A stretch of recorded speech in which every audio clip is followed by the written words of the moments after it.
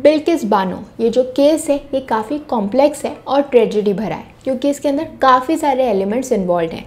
सबसे पहले तो इसके अंदर एक वुमेन के साथ गैंग रेप हुआ था और कम्युनल वायलेंस इन्वॉल्व थे। इसके अलावा ये सारा ट्रेजेडी होने के बाद भी उन्हें काफ़ी स्ट्रगल करना पड़ा था ये जस्टिस पाने के लिए। तो आज के हमारे वीडियो में हम इस पूरे केस के बारे में डिटेल में समझेंगे और साथ साथ ये भी समझेंगे कि उनके कन्विक्ट्स को जो है रेमिशन क्यों दिया गया था और अब वो जो रेमिशन है वो ख़त्म क्यों कर दिया गया है। अगर मैं कन्विक्ट्स की बात करूं तो सबसे पहले तो मैं आपको बता दूं कि जब भी कोई क्राइम कमिट होता है और किसी पर्सन पे डाउट होता है कि शायद इसी पर्सन ने क्राइम कमिट किया है तो उस समय उस पर्सन को अक्यूज्ड कहते हैं। और जब ये सिद्ध हो जाता है, ये प्रूफ हो जाता है कि इसी पर्सन ने जो है ये क्राइम कमिट किया है, यानी जिस पे हम शक कर रहे थे, जिसे हम अक्यूज्ड मान रहे थे, उसी ने क्राइम कमिट किया है, तो उसे हम कन्विक्ट कहते हैं। और ये जो कन्विक्ट है इसे सज़ा दी जाती है जो उसे कोर्ट देता है, यानी कोर्ट में जब प्रूफ हो जाता है कि इसी पर्सन ने जो है क्राइम कमिट किया है तो उसे कन्विक्ट किया जाता है। तो जब ये जो कन्विक्ट कर दिया गया था कि कौन गुनहगार है बिल्किस बानो का, तो जो कोर्ट है उन्होंने उन्हें रेमिशन भी दिया था। तो आज के हमारे वीडियो में हम समझेंगे कि ये रेमिशन क्या है और इन कन्विक्ट्स को रेमिशन क्यों मिला था। तो हम देख सकते हैं कि बिल्किस बानो का ये जो केस है ये एक लैंडमार्क जजमेंट है जिसमें इन्वॉल्व है गैंग रेप, मास मर्डर, जो कि 2002 में हुआ था इन गुजरात। तो उस टाइम पर जो है बिल्किस बानो हैं वो 21 ईयर्स की थी, 21 साल की थी और प्रेग्नेंट थी। तो उस समय उनके साथ रेप हुआ था और उनके जो फैमिली मेम्बर्स थे उनका मर्डर कर दिया गया था, उनकी हत्या कर दी गई थी during the rights that followed the Godhra train burning incident. यानी जो कम्युनल वायलेंस था, जो सांप्रदायिक हिंसा हुई थी, उसी टाइम पर उनके साथ ये सारे क्राइम्स जो हैं वो हुए थे। सो इनिशियली बिल्किस बानो का जो केस था इट वाज लेफ्ट अननोटिस्ड, यानी किसी ने भी उनकी ढंग से एफआईआर फाइल नहीं की, ढंग से इन्वेस्टिगेशन नहीं की। लेकिन बिल्किस बानो जो है पीछे नहीं उठी, उन्होंने काफ़ी एफर्ट्स किए, काफ़ी स्ट्रगल करी और उसी के बाद जाके जो है उन्हें जस्टिस मिली।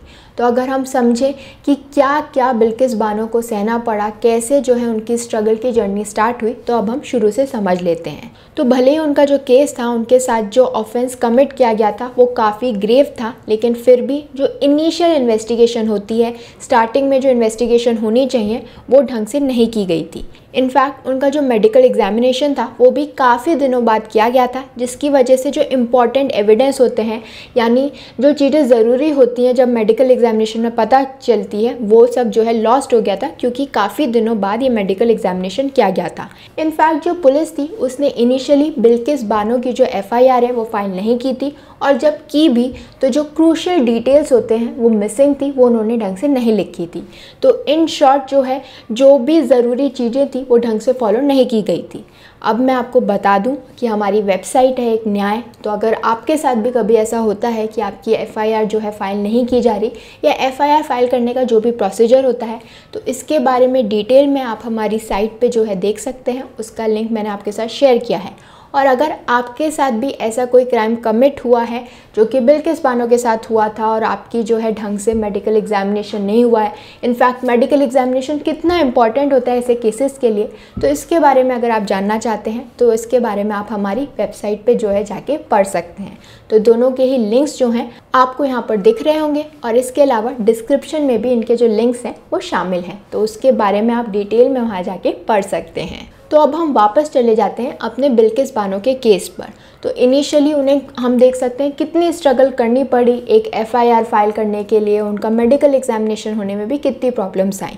तो फाइनली जब ये सब कुछ जो है फाइल किया गया, एफआईआर फाइल की गई, तो उसके बाद बारी आई कन्विक्शन की। तो काफ़ी लंबे लीगल बैटल के बाद 2017 के अंदर फाइनली जो मुंबई का सेशन कोर्ट है 11 लोगों को जो है कन्विक्ट किया, यानी सज़ा सुनाई, जिसमें से एक पुलिस ऑफिसर भी था। तो इन सभी को सज़ा मिली थी for gang rape and murder. और जो पुलिस ऑफिसर था जो कि मेन अक्यूज था उसे लाइफ इम्प्रिजनमेंट यानी आजीवन कारावास जो है इसकी सज़ा मिली थी, और बाकी जो लोग थे उन्हें 7 साल की जेल हुई थी।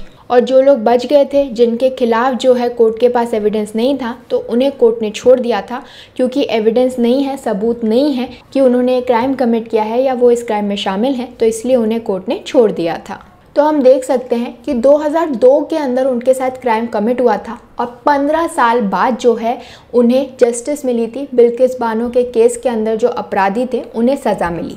तो कुछ साल जो है शांति से जो है बिल्किस बानो जी ही रही थी कि उन्हें फाइनली जस्टिस मिल गई है। लेकिन 2021 के अंदर वापस से कुछ ऐसा हुआ कि ये जो केस है वापस से रीओपन हो गया। इसका रीज़न ये है कि जो बॉम्बे हाई कोर्ट है उन्होंने अक्यूट कर दिया, यानी छोड़ दिया 5 कन्विक्टेड पर्सन को, ये कह के कि इनके खिलाफ जो है ढंग से एविडेंस नहीं है, इसलिए इन्हें छोड़ दिया जाए, इन्हें रिहा कर दिया जाए। इसके अलावा जो कोर्ट है उनका ये मानना था कि जो पुलिस ऑफिसर है जो कि मेन अक्यूज्ड है उसको तो ठीक है, जो लाइफ इम्प्रिजनमेंट मिली है, आजीवन कारावास मिला है, वो ठीक है, लेकिन इसके अलावा जो बाकी के कन्विक्ट्स हैं उनको जो सज़ा मिली है उसे कम कर दिया जाए टू 3 ईयर्स, यानी उन्हें 7 साल की सज़ा मिली थी। और कोर्ट ने ये कहा, बॉम्बे हाई कोर्ट ने ये कहा, इनकी जो सज़ा है वो कम कर देनी चाहिए टू 3 ईयर्स। तो इस वजह से जो कन्विक्ट्स थे, जो गुनहगार थे, उन्हें जो है छोड़ दिया गया कि उनका जो टर्म है वो अब कंप्लीट हो गया है, तो दे आर सेट फ्री, वो अब जा सकते हैं, उनकी सज़ा ख़त्म हो गई है।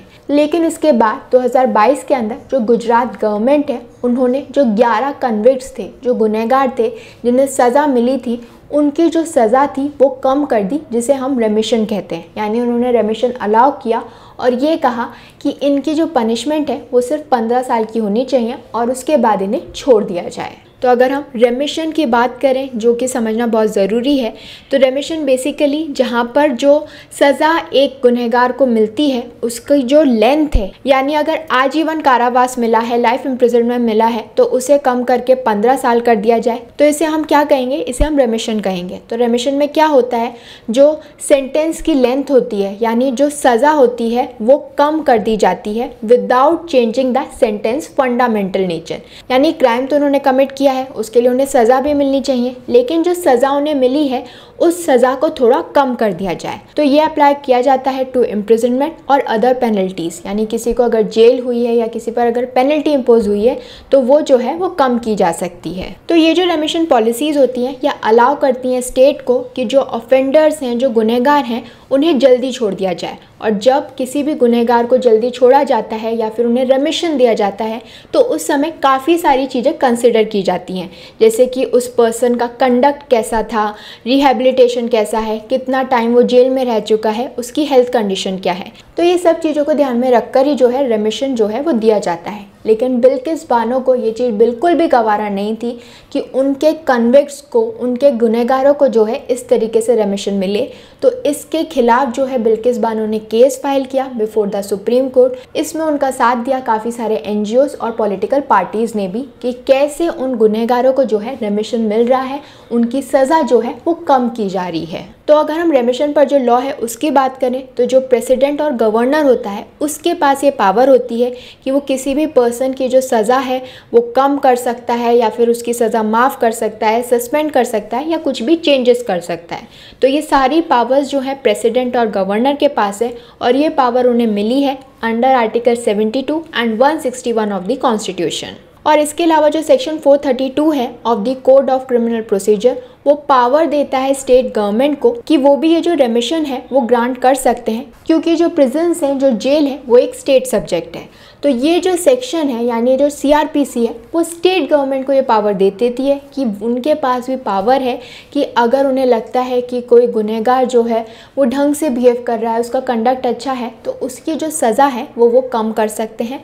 तो उनके पास ये पावर आ जाती है और गुजरात गवर्नमेंट ने भी यही पावर को एक्सरसाइज किया था। लेकिन जो बिल्किस बानो है, अब उन्होंने जो अपना केस है वो कहाँ पर फाइल कर दिया है, सुप्रीम कोर्ट के पास। और ये केस उन्होंने फाइल किया था अगेंस्ट द रेमिशन कि उनके जो गुनहगार हैं उनकी सज़ा कम नहीं होनी चाहिए, उन्हें रेमिशन नहीं मिलना चाहिए। तो जब ये केस जो है सुप्रीम कोर्ट के पास पहुंचा तो फाइनली जनवरी 2024 में जो सुप्रीम कोर्ट है उसने स्टेट गवर्नमेंट का जो रेमिशन का ऑर्डर था उसे हटा दिया, सेट असाइड किया कि ये सही नहीं है और ये कहा कि ये जो ऑर्डर है ये इनकंसिस्टेंट है और वायलेटिव ऑफ द लॉ है। और कोर्ट ने डायरेक्ट किया कि जो गुनहगार हैं, जो कन्विक्ट्स हैं, उन्हें 1 हफ्ते के अंदर सरेंडर करना पड़ेगा और जो गुजरात गवर्नमेंट है वो री एग्जामिन करे उनकी रेमिशन एप्लीकेशंस को। तो ये जो डिसीजन सुप्रीम कोर्ट ने दिया, ये एक तरीके से विक्ट्री थी बिल्किस बानो के लिए कि कैसे उनके गुनहगारों को जो है वापस में जेल में डाला जा रहा है जिन्हें रिहा कर दिया गया था। अब हम समझ लेते हैं कि आखिर सुप्रीम कोर्ट को गुजरात गवर्नमेंट का ये जो डिसीजन था इससे प्रॉब्लम क्या थी, उन्हें क्यों ऐसा लग रहा था कि ये जो लॉ है उसके अगेंस्ट में है, तो उनका जो रेमिशन है उसमें आखिर प्रॉब्लम क्या थी वो अब हम समझ लेते हैं। तो कोर्ट के अकॉर्डिंग ये जो रेमिशन 11 गुनहगारों को मिला था, यानी 11 कन्विक्ट्स को मिला था इन दी बिल्किस बानो केस, इसमें काफ़ी सारी प्रॉब्लम्स थी। सबसे पहले तो हम बात कर लेते हैं जुरिस्डिक्शनल इश्यूज़ की। तो कोर्ट का ये कहना था कि जो ये कन्विक्ट्स हैं, जो गुनहगार हैं, उन्हें सज़ा किसने दी थी? महाराष्ट्र की कोर्ट ने, ना कि गुजरात ने। लेकिन जो रेमिशन है वो गुजरात गवर्नमेंट ने दिया। तो इस वजह से क्या हुआ, गुजरात गवर्नमेंट ने जो है अपनी जो लीगल अथॉरिटी है उसे एक्सीड कर दिया। तो इस वजह से जो सुप्रीम कोर्ट है उनका कहना था कि इन कन्विक्ट्स को रेमिशन ग्रांट करने की जो पावर है वो महाराष्ट्र गवर्नमेंट के पास है, ना कि स्टेट गवर्नमेंट के पास, क्योंकि उनको जो सज़ा है वो महाराष्ट्र गवर्नमेंट ने दी थी, लेकिन जो उनकी रेमिशन एप्लीकेशन है वो गुजरात गवर्नमेंट के पास गई। तो गुजरात गवर्नमेंट के पास बेसिकली जुरिस्डिक्शन था ही नहीं, अथॉरिटी थी ही नहीं कि वो उन्हें रेमिशन दे सकें। तो इस वजह से अगर उन्हें रेमिशन चाहिए भी तो उन्हें महाराष्ट्र गवर्नमेंट के पास जाना चाहिए, ना कि गुजरात गवर्नमेंट के पास, क्योंकि इनिशियली जो उन्हें सज़ा मिली थी वो महाराष्ट्र के कोर्ट में मिली थी, ना कि गुजरात के कोर्ट में। तो इस वजह से रेमिशन की पावर भी महाराष्ट्र गवर्नमेंट के पास है, गुजरात गवर्नमेंट के पास नहीं। अब हम बात करते हैं प्रोसीजरल फ्लॉज की। तो सबसे पहले तो गुजरात का जो रेमिशन प्रोसेस था वो इनएडिक्वेट था, वो सही नहीं था, क्योंकि कोर्ट ने देखा कि प्रॉपर कंसिडरेशन नहीं दी गई थी कि जो क्राइम बिल्किस बानो के साथ हुआ है वो कितना ग्रेव है, वो कितना हीनियस है, और उनकी फैमिली ने उसे कितना भुगता है कि उनके फैमिली मेम्बर्स का मर्डर हुआ, उनके साथ गैंग रेप हुआ। तो इस वजह से जो है ढंग से जो क्राइम बिल्किस बानो के साथ हुआ था उसे नहीं देखा गया, उसकी ग्रेविटी को कंसिडर नहीं किया गया। इसके अलावा रेमिशन का जो प्रोसेस फॉलो किया गया था उसके अंदर ट्रांसपेरेंसी नहीं थी, और ये भी माना जा रहा था कि काफ़ी सारे फैक्ट्स जो हैं वो छुपाए गए हैं, मैनिपुलेट किए गए हैं, potentially constituting fraud. And last is the violation of privacy. तो गुजरात के अंदर जो ये रेमिशन की पॉलिसी है वो भी ढंग से फॉलो नहीं की गई थी। अब ये जो पूरा केस है ये सराउंडेड है बाय 2 पॉलिसीज़। तो यहाँ इस केस में जो पॉलिसी जो है वो लगाई गई थी वो सही नहीं थी। थोड़ा कन्फ्यूजन हो रहा होगा, मैं अभी एकदम जो है आपको क्लियर कर देती हूँ। सबसे पहले तो ये जो कन्विक्ट्स थे इन्हें रिलीज़ किया गया था अंडर अ गुजरात पॉलिसी जो कि बनाई गई थी इन 1992, लेकिन 1992 के बाद इस पॉलिसी को रिप्लेस कर दिया गया था by a stricter policy in 2014। यानी कुल मिला के हमारे पास एक नई पॉलिसी आ गई थी इन 2014। और ये जो नई पॉलिसी है इसके अकॉर्डिंग जो भी प्रिजनर्स हैं जिन्होंने 14 साल जेल के अंदर काट लिए हैं विद गुड कंडक्ट, वो एलिजिबल है फॉर रेमिशन। यानी 14 साल से जो जेल के अंदर है और ढंग से रह रहे हैं, उनका कंडक्ट अच्छा है, तो उनको जो है रेमिशन मिल जाएगा, उनकी सज़ा कम की जा सकती है। लेकिन इस पॉलिसी के अंदर कुछ कैटेगरीज़ हैं जिन्हें एक्सक्लूड किया गया था।